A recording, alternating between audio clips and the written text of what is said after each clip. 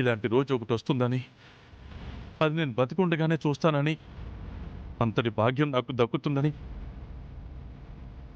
నేను కలలో కూడా ఊహించలేదమ్మా.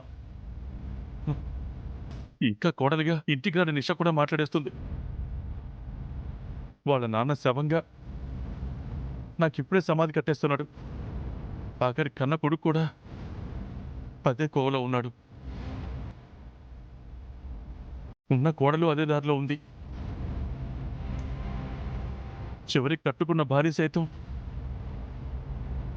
అదే తన గమ్యం అన్నట్టుంది. అమ్మ చామంతి, ఇది చూడ్డానికి నేను ఇంకా బతుకున్నానమ్మా. అయ్యగారు అలా మాట్లాడకండి. వాళ్ళ మాటలను అసలు మీరేం పట్టించుకోకండి. అవి మనసు లేని మాటలు అనుకోండి.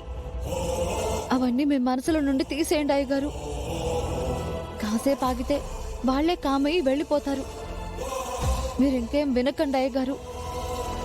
ఇప్పుడు మీ ఆరోగ్యం ముఖ్యం. మీరు పడుకోండి అయ్యగారు. మీరు బాధపడకండి. చామంతి, వెళ్ళేటప్పుడు ఆ తలుపులేసి వెళ్ళమ్మా.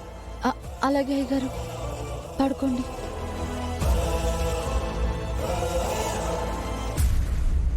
కుదరదు.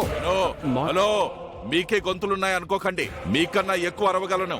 మీరెంత చించుకున్నా నా చెల్లెలికి ఆస్తంతా మా బావచేత రాయించే తీరుతాను.